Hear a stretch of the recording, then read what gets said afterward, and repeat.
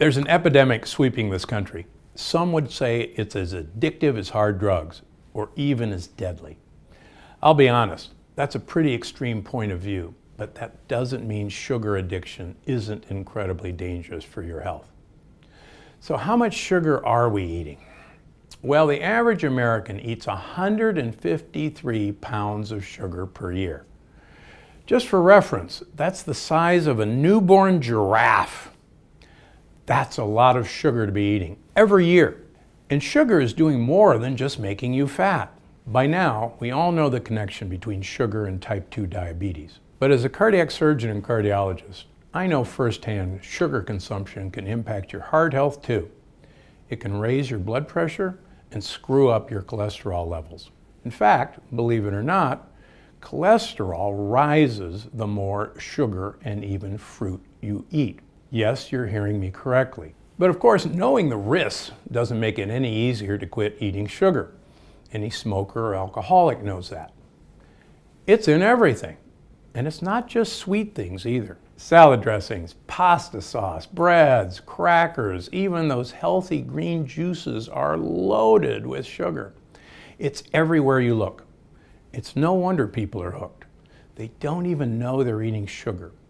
But how do you give up sugar without going crazy?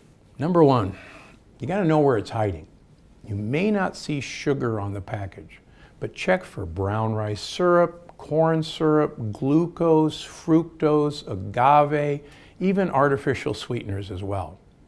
And remember, prepackaged food and even restaurant food is bound to have more sugar than stuff you make at home.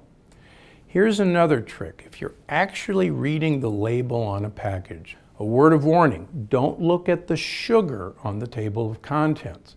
It's purposely misleading based on an agreement between the FDA and food manufacturers.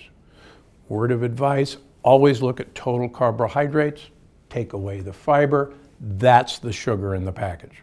Number two, give fruit the boot.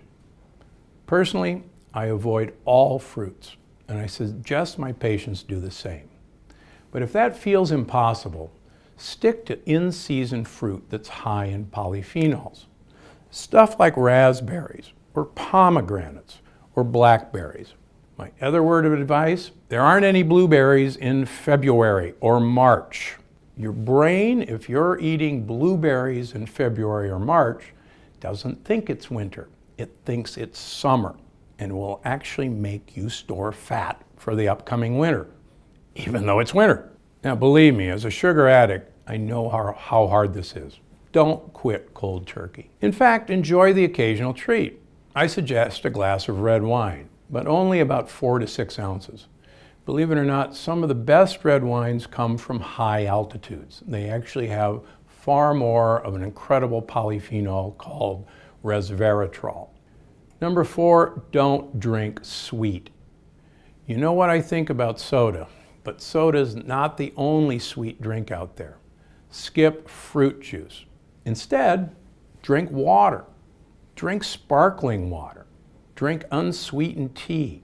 Try herbal teas and have coffee with a sprinkle of cinnamon. Don't look at quitting sugar as a restriction. Look at it as an opportunity to get creative in the kitchen, to learn to love new flavors, and to take control of your health. Remember, this is the only body you're ever going to live in.